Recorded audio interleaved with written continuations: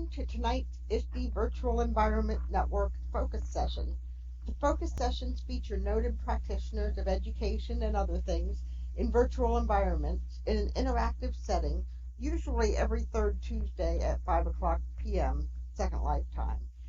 Today is the fourth Tuesday. We're just making an exception for this month. Okay, thank you, Beth. Whoops, hang on. Sorry, I'm copying and pasting and I'm not very fast.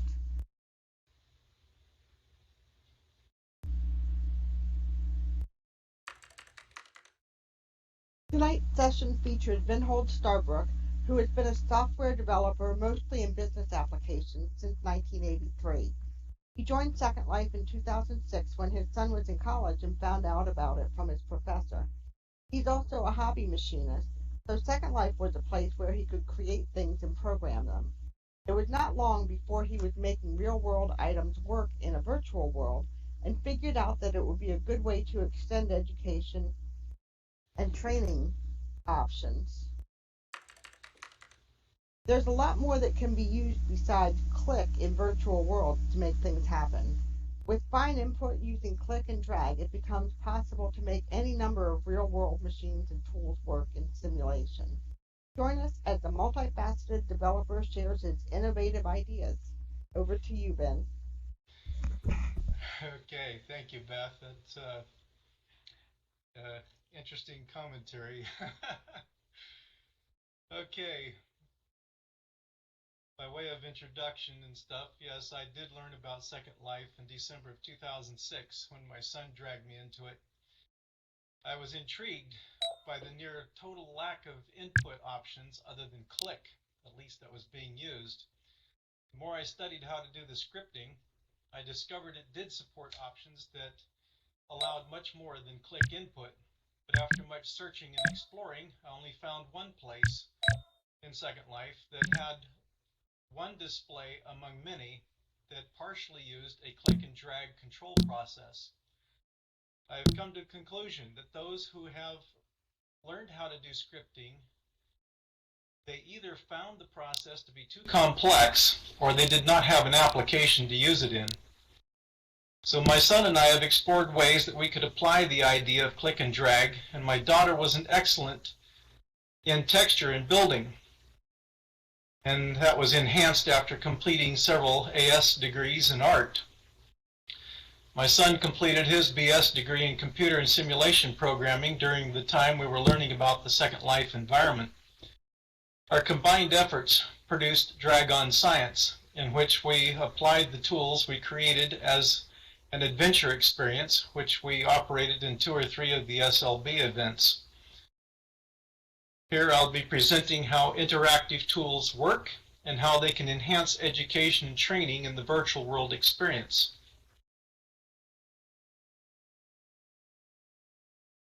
Here's where our common standard experience begins, the click, the on and off action. This is the common implementation found in virtual worlds for just about everything, even when it should not be used.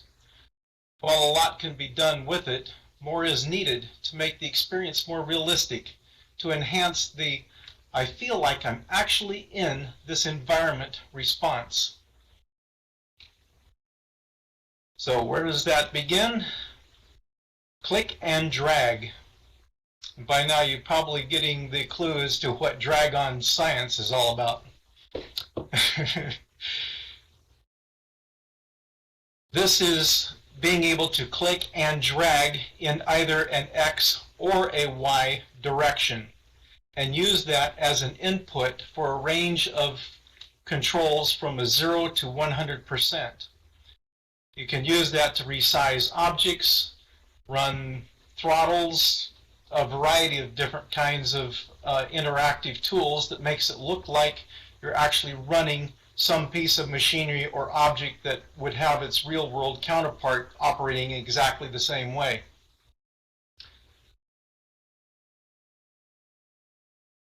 The next is the combination of X and Y. This is also the definition for a joystick-style control. Some of the things I've implemented this on, actually there's a number of devices and a number of ways of actually using it. But there are two primary ways to input that, and they each have their limitations and their advantages. And we'll see some of that a little bit later.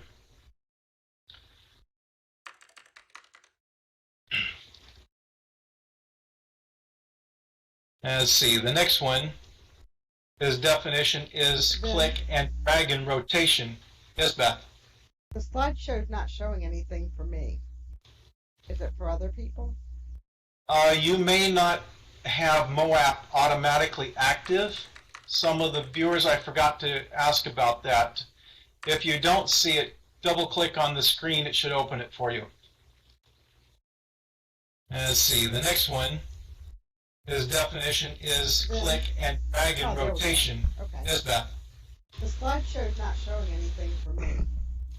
Is it for other people? I had adapted this setup from MOAP using active. Parcel Media, Some of the viewers, I forgot which is to not ask always about available. that. And If I you haven't don't see gotten it, around to actually double-click doing on it the in screen, MOAP, it should and it open worked it out for to you. be a lot simpler to implement.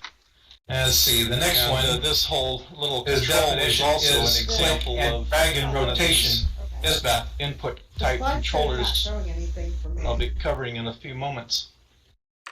But with click and drag rotation, this allows you to turn objects like wheels or steering wheels, control of a vehicle, for instance. So I have here an example of one of such actions.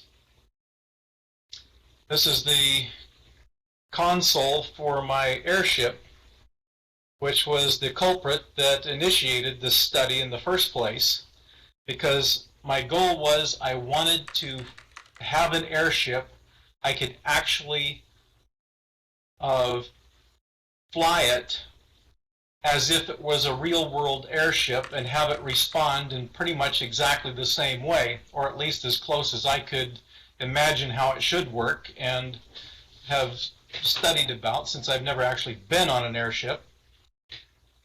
So actually we will have a little lab session. As you see, this large stone block over here is actually a laboratory that we will have about a half an hour's time to play in. So all of these controls pictured on this slide are each fully operational and control the vehicle, including all the instrumentation displayed. They all function.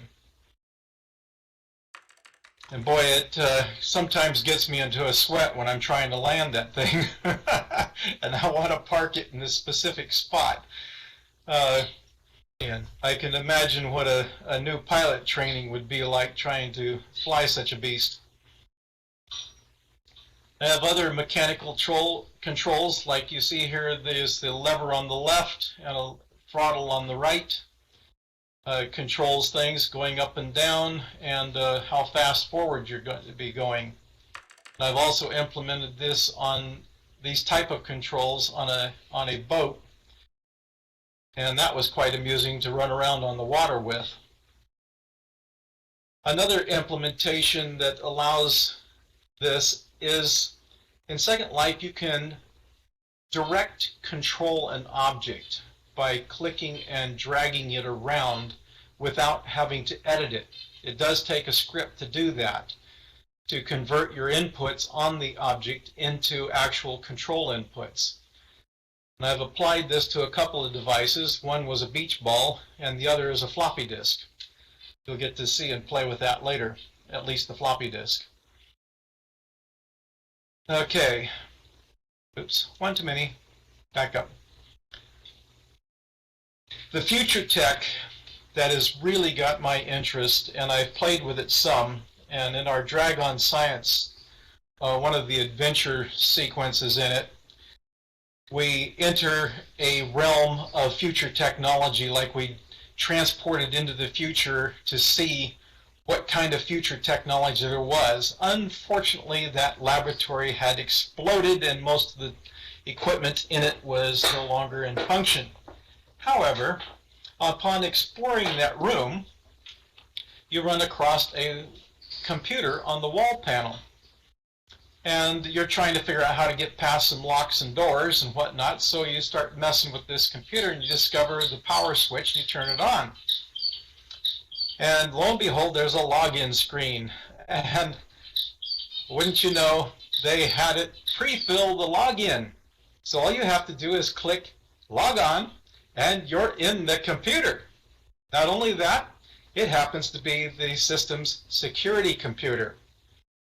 And in there, you start hunting around on the desktop icons and you find a little icon that looks like a computer camera, and it says, so all you have to do is click log on, and you're in the computer. Oh, that's kind of a clue. Security cameras. So you click on it and it opens up the software for you. Keep in mind, this is all a computer simulation, and it's using web pages for everything you're seeing and interfacing with. When you see the cameras, you start flicking through the two different cameras, giving different views of the same room you're in, or that area anyway, different spaces in it. And you see the export, or the exit teleport that you want to get out of, into. But it's not on. On one of the views where you see it, you see a little icon that looks like a magic wand. When you click on it, the camera view flips to seeing that the transporter is now lit up. When you look through the window and look around to where the transporter is at, you see it suddenly activated. And so then you continue on your adventure, you figure out how to get through the locks of the doors, and then you finally get to the transporter and leave. That's how we built these adventures in Dragon Science. And it's quite a bit of an entertainment, but it was using web pages specifically constructed to talk back to the in-world scripts to control things in the world. And boy, what a bit of fun for that. Okay, and for my last slide here is a picture of one of the SL birthday events where we had Dragon Science set up, and where that was the entry portal to it. It was made like it was a fair adventure that had been sort of time-worn and forgotten. Things and leaves were blowing through the place, the glass was broken, somebody set up a hobo camp in the middle of it. But you were able to get a device that activated the transporter and entered the adventure. So anyway, we're just about on time here, so at this point we can take a break for about a half an hour's lab session and go over and play with some of these interactive devices I've got set up. And the thing I want you to think about is how do these things help you feel like you're suddenly and really in this world? So with that, the lab is now open. Ladies and gentlemen, proceed to have some fun. And yes, I can answer some questions when we get to final wrap-up and Q&A.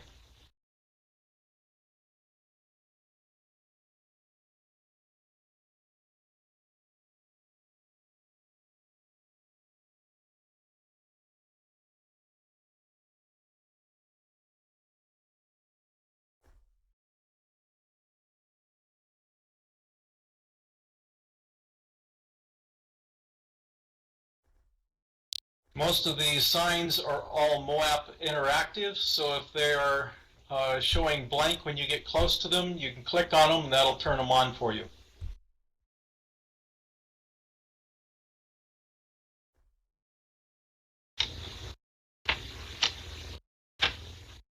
These are a few devices that use the standard click implementation to operate,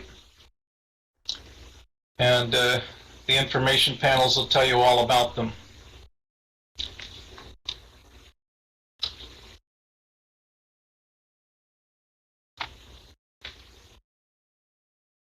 And yes, that laptop is fully functional. It was quite a deal building it.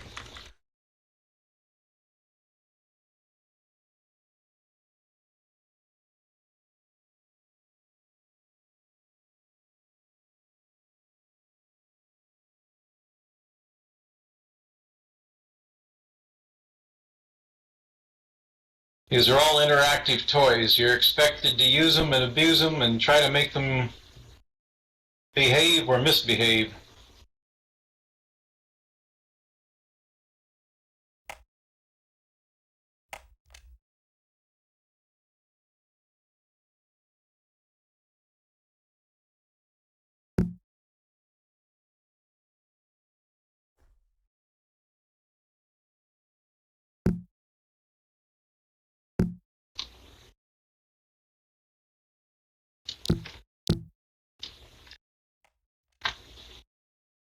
If you want to see what's on the floppy drive in the computer, you just click and drag the floppy disk into the slot for the A drive, and it'll load it automatically. And then you can type in the appropriate commands to see what's on it and even run the program on it.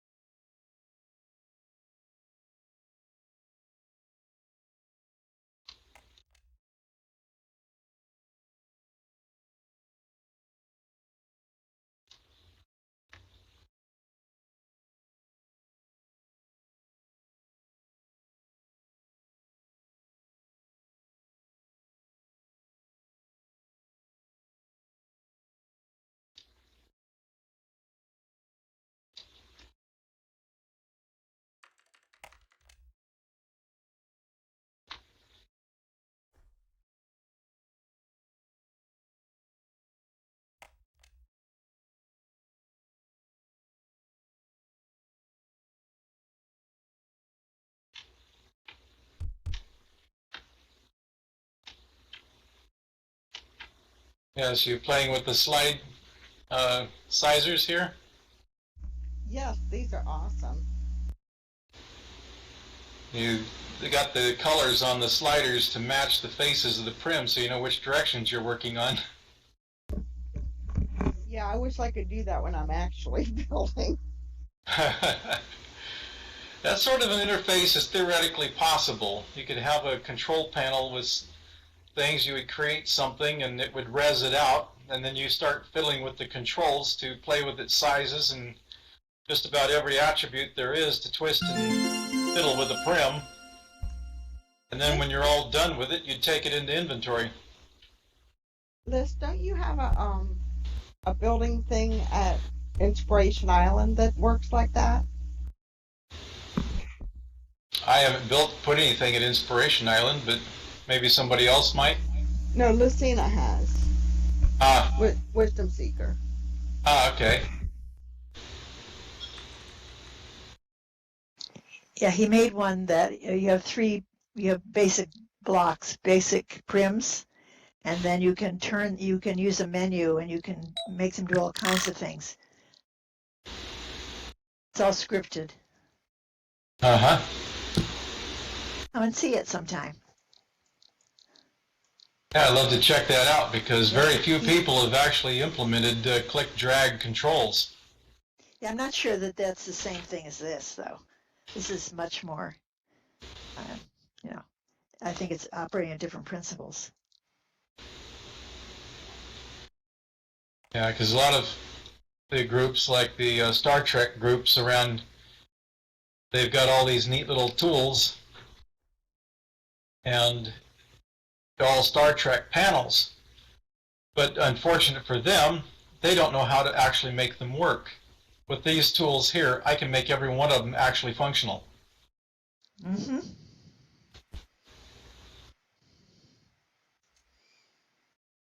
Yeah, go for it, Beth.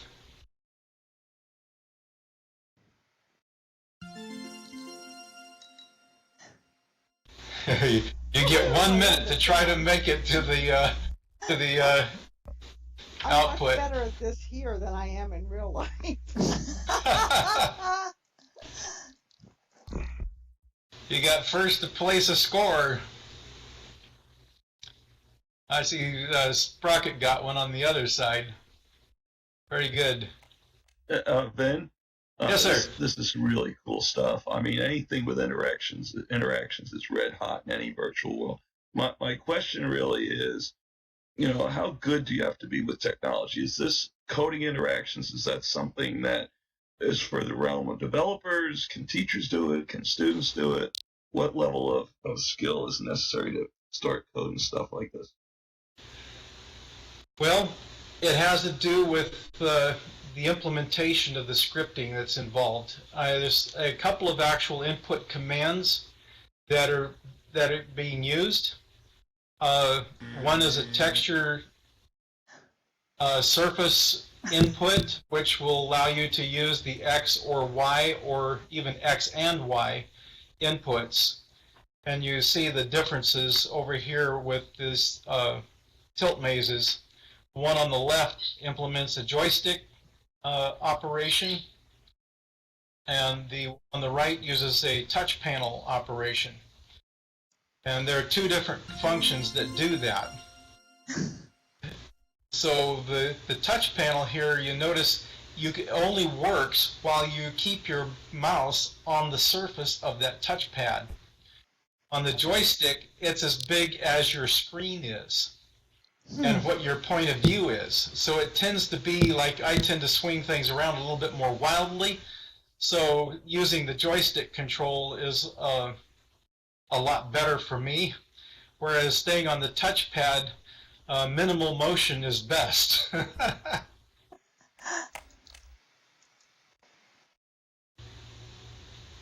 Well, I guess I'm not hearing the answer to my question. Like all of you know, got sidetracked, but yeah. Let me make it a little more pointed. The question then.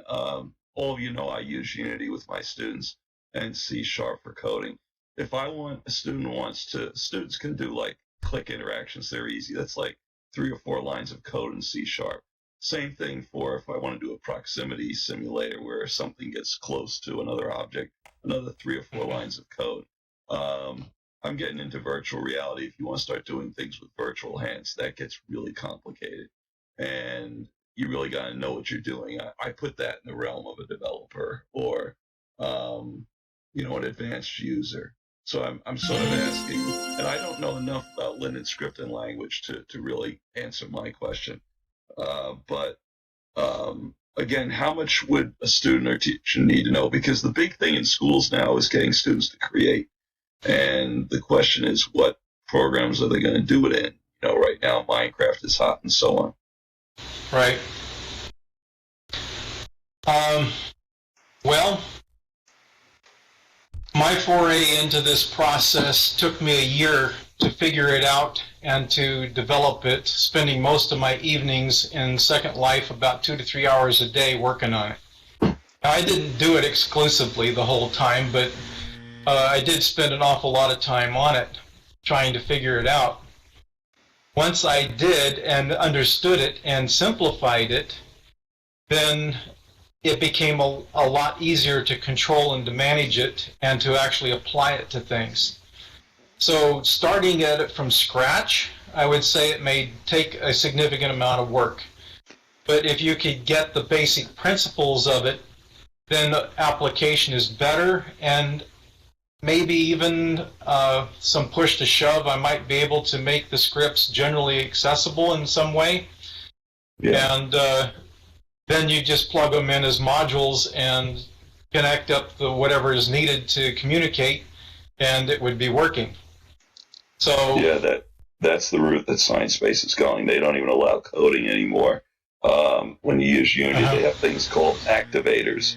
So you grab a game object, you throw a clickable activator on it, or you put a proximity activator on, and then you just tell it, what do you want once it's clicked on, or when you get a certain distance, what happens? All right, and usually it's Boolean operators. You turn objects on or off, sort of things. So those are pretty easy to create or control, I found. Right.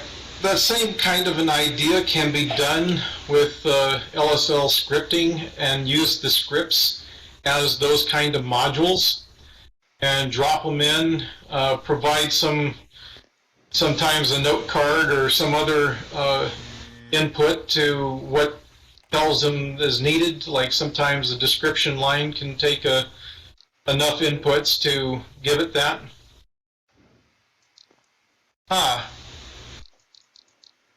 Yeah. Okay, you need to run the switch over to run mode, because it seems to be stuck in start. So anyway, back to the modules. But that requires somebody to know how to really do the scripting to create such modules that you can then interact with and kind of build up your building blocks for whatever application you're wanting to use them in. Yeah, I tried the boiler thing, and the problem I had was trying to cam in with my mouse. I tried using the magnifying glass so I could read it, but then once I got in like that, then I couldn't control anything because the magnifying glass doesn't allow you to click on anything. Do you know how to move your camera view around? By using the Alt key and click on, and then you can use your mouse to move your camera view in and out and swing around and do all kinds of fun stuff, change your view real quickly. No. Okay. You're saying Alt key. Yeah, on it.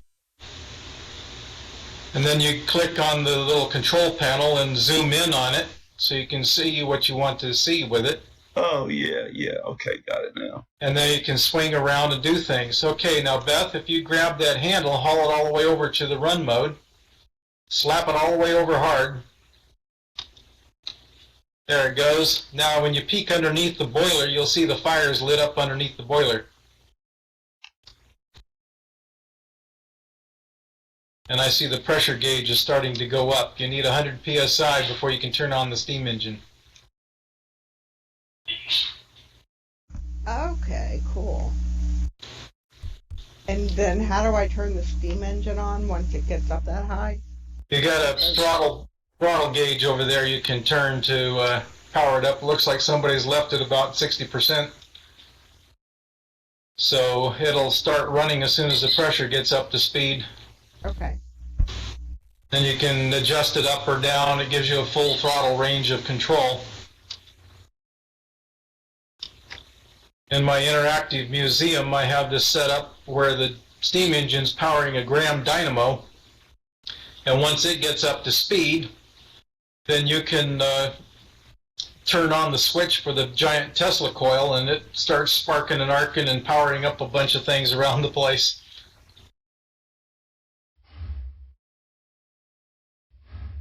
And this reminds me, did you ever play Myst or Riven or any of the Cyan products? That's what it reminds me. Oh, very extensively. You can see the imprint. You had to be inspired by that. Yeah, there's on my island here in Second Life, we've got a few hidden Myst relics. And beware of any linking books you find laying around in odd places.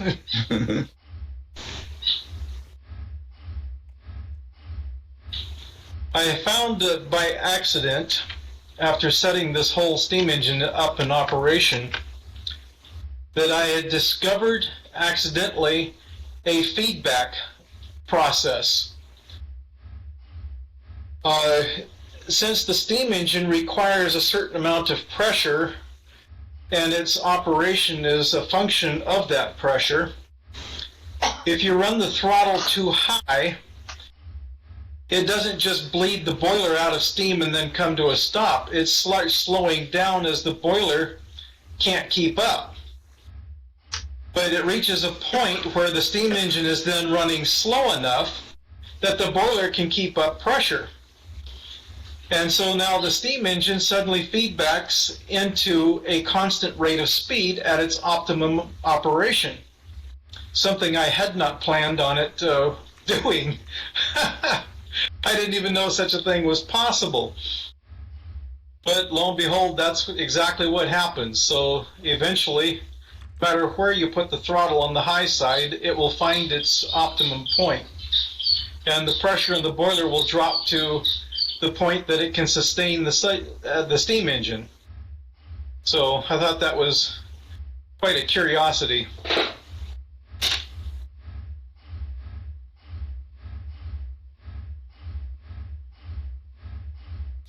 Doing these kinds of simulations, you find that we are very good illusionists. And the better the illusion, the more believable it becomes.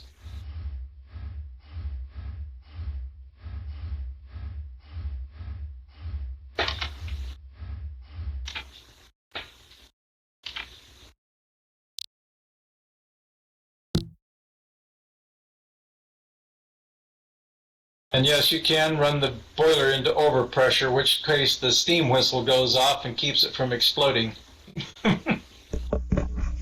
How do I turn it off? Let it run out of fuel. Oh, okay.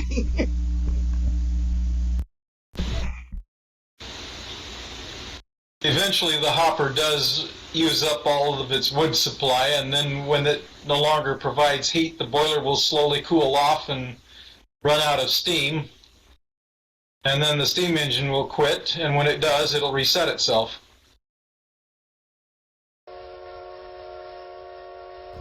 There's the Now sound. this should be making a whistle sound, but for some reason I'm not hearing it. I can see hear this. Okay, good. It is playing it then.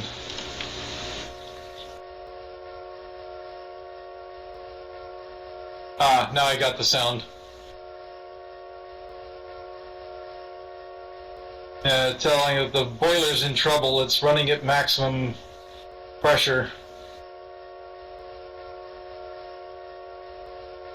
I'm gonna go stand over here.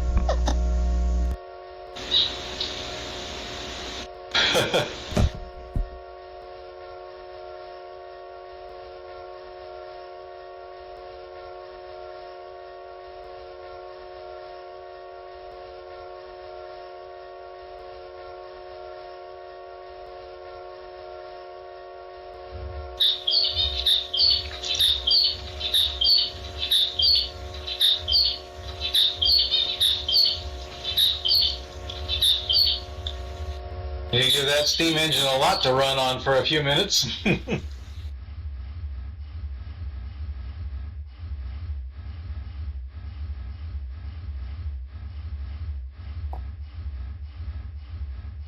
Vin, I was asking, have you played around with multiplayer Unity, Sims, virtual reality?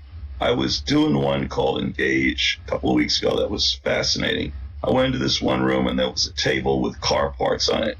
And with my virtual hands, I picked them up, assembled the engine, and then hit a button, and the car started to run. It was amazing. You could, like, it was transparent, so you could see the pistons going up and down, and the valves opening and closing to allow the fuel in, the spark plugs going off. It was an amazing interaction. Have you done any of that? My son had just gotten the Valve VR headset, and he's been experimenting and stuff with that. I've been in a couple of the games he's picked up so far, but I haven't seen that one. Yeah, check out Engage if you've got an HTC Vive. Okay. You need a higher end VR, at least the Quest or higher. I did it with a Rift, and there was a lot of cool things you could do. Neat. Yeah, I haven't seen that myself yet, but that's a potentially completely doable process even in Second Life. It just takes the imagination of putting it together and making the devices work. I've got on my level on my island, I have a place where I've got a bunch of my toys I'm developing and working with. I've got a version of the steam engine set up with half the piston cut away so you can see the piston moving inside of it. I haven't worked out the valving action yet, so that's more magical hand waving.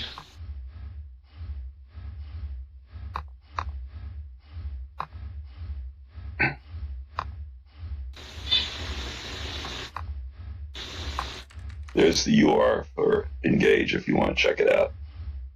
Ah, yes. My son should be interested in that specifically. So ask Probably more so than me. to Chris. He's the rep that I worked with. He just knew everything about Engage. Uh-huh.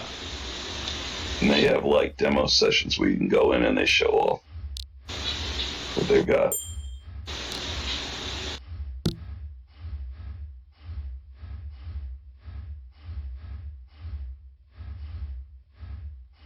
My hope is to connect with some of the developers and builders in this group specifically and see what ways we could put our heads together on creating some specifically educational interaction devices, whatever that might be.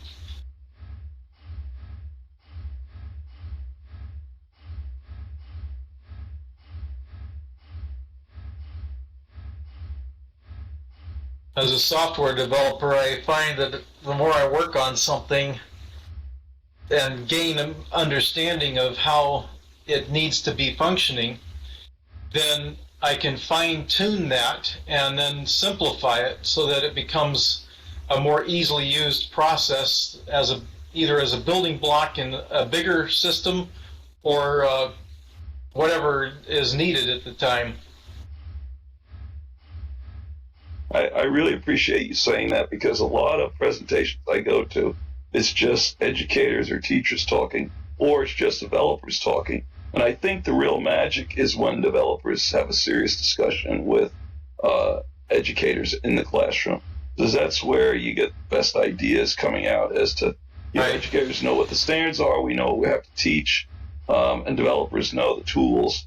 Mm-hmm. And there's not enough of that discussion that's going on, I don't think. Well, it might be of some interest because when I went to college and eventually got my 2-year degree in computer languages, I worked in the physics laboratory and the machine shop. And I worked with the professors to build the tools they used in laboratories for students. And then when I actually got to the point where I took some of those classes, then I had to use the tools I built to do the labs.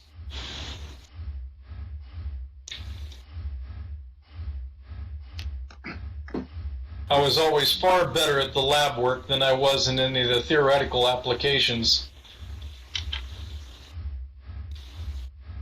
It really annoyed one of my professors. I worked in the laser optics lab, and I was assembling and doing the things that they used for their advanced optics.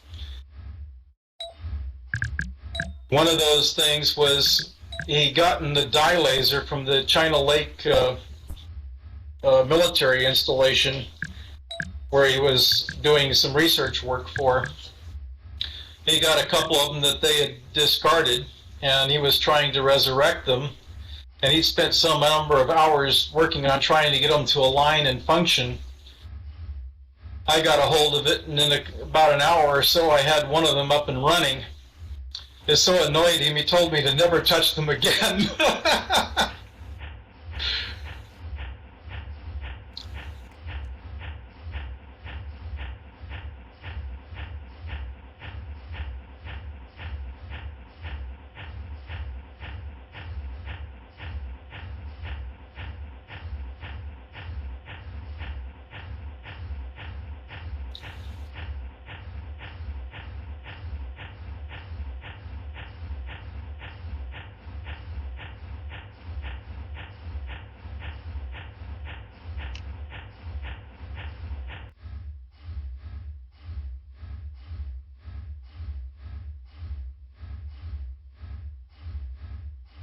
It pumped the wood supply back up, so this will keep running for a while.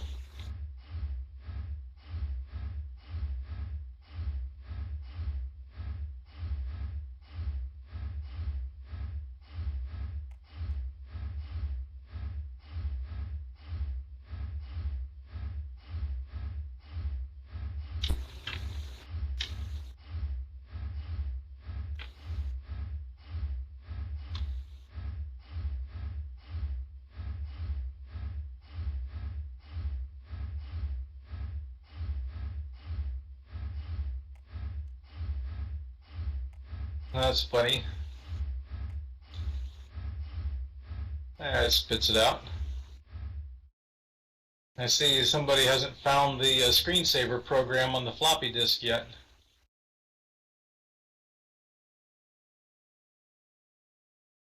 Aha.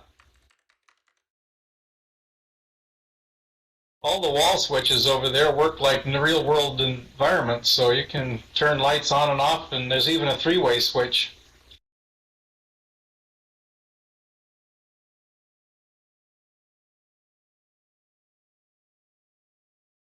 One of the jobs I did to put myself through college was working as an electrician. I did custom houses in the Napa Valley, part of my work. So it was quite a bit of fun, so I know my electrical systems, and implementing that in Second Life was actually a pretty easy task to accomplish as it happened. All right, Ben, so I put the floppy in, and it used to be the A drive, and I went A://, and it's not finding it. How do I find what's on? Try dir space A:/. Oh, all right. Of course, the floppy will have to be in to do that. Yeah, value putting the floppy in. I think I accidentally rebooted. I clicked that little on-off switch. Sorry. Oh, yes. Yep. Yeah. I was just messing around and it came out. Okay. For any shifted characters, you have to type the shift key before you hit the other character, and then you get it.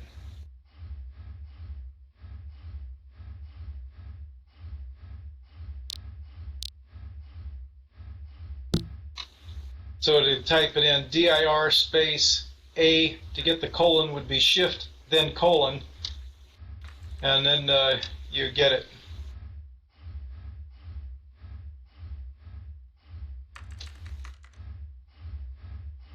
You got to get the A before the colon. Oh, gosh. I remember how frustrating it was to use DOS. This is why everybody went to Windows. Except all those who liked command lines went to Linux. Yeah. There you got a listing. Lots of graphics. I still have my DOS for Dummies book just in case. I was very good at batch file programming. That was a bundle of fun. The only thing is, when you got to run a program in here, I haven't had time to work on it to get it so it wasn't case sensitive. So you have to match the case of the entire program name in order to type it in and have it run, including the .com in this case for screensaver.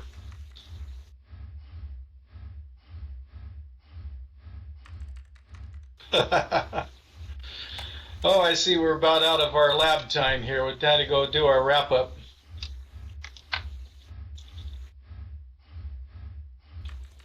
These things can consume all your time in a given day, especially if you get caught playing that silly tilt maze game.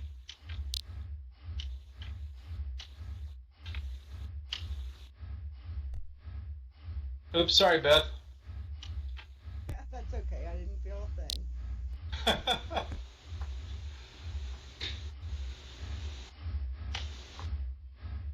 Didn't somebody say that avatars are made of rubber? something like that.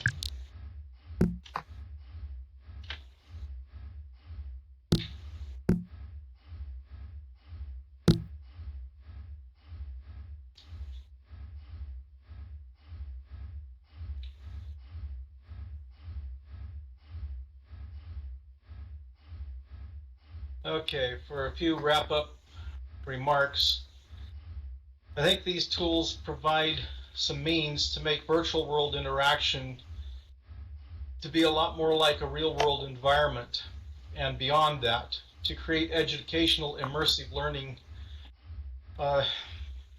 whatever you want to achieve. Even this presenter device, if you've looked at my console here, the initial starting is a texture, but when I click the start my media presentation, it loads a web page, and the web page is the controller to the script that switches the slides you see on the screen.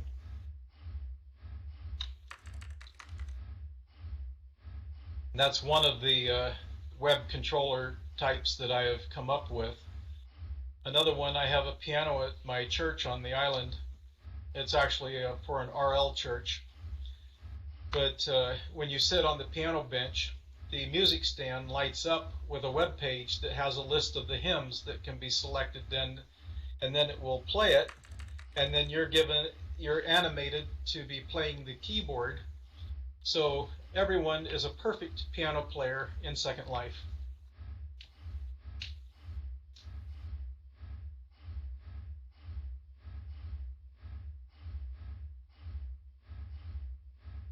Uh-oh, it should be the same, but sure, I can get you the current one. I have a collection of them actually, different places on the island.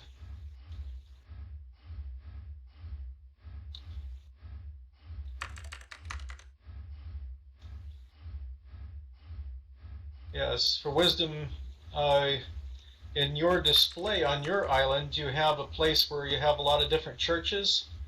My island is the Seventh-day Adventist Church.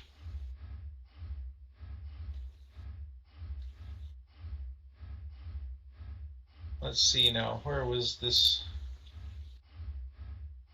I gotta see everybody's comments before they disappear.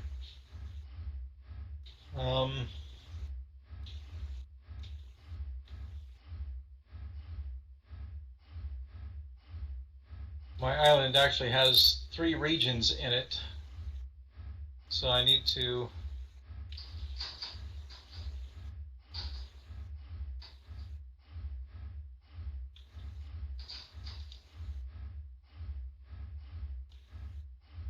find this real quick. Okay, anybody not have the Interactive Technology Museum location?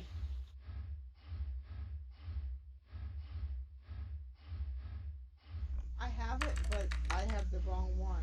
I tried it the other day and I wound up in some adult thing. Uh-oh, that has never changed. Here, let's see if this is going to do for you, Beth. That's the Interactive Technology Museum. It should never point to any place other than that. Okay, thanks. And wisdom, there's that one. And then you have, this is the one that's on your panel in the different places of religions. I believe it was on your island I had set up.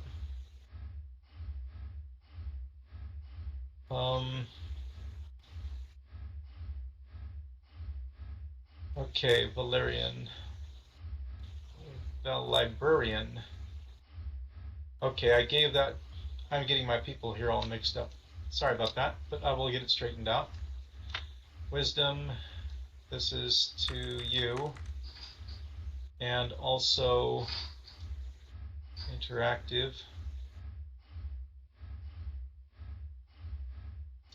And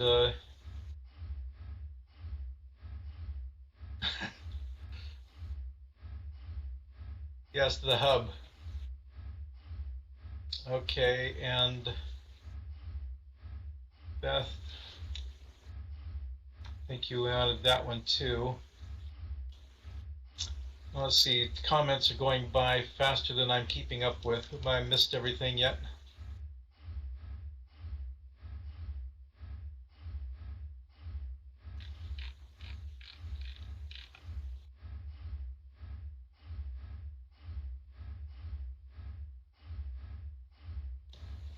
There you go. And let's see. The unicorn lamp. It was a fun one I created. I actually have a real life version of that lamp that we had in our house, and I simply copied it.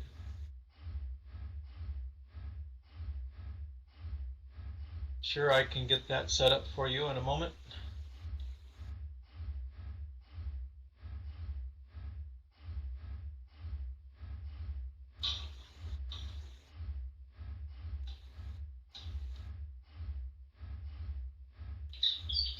Let's see.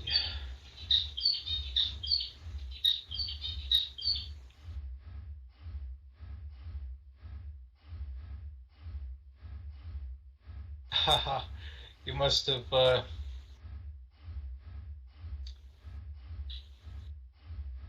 yeah, I forgot about that feature. The owner is the one who can turn it on and off. Everybody else gets an advertisement. I needed to get you a different edition.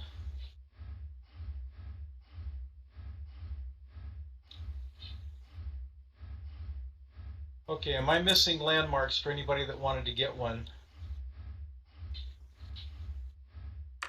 Before I get forgetting about what I'm doing. Okay, that's the two most interesting locations at the moment, and you can get to everywhere else from some of those.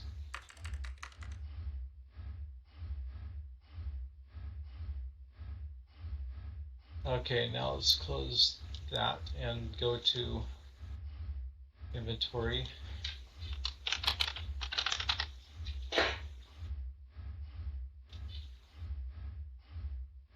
All right.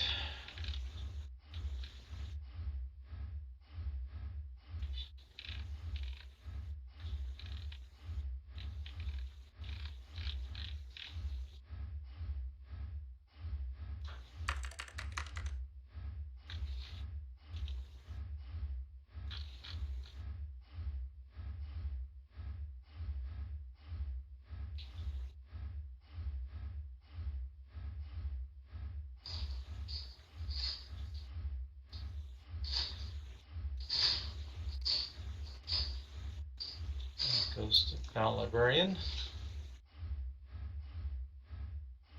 Okay, let's see.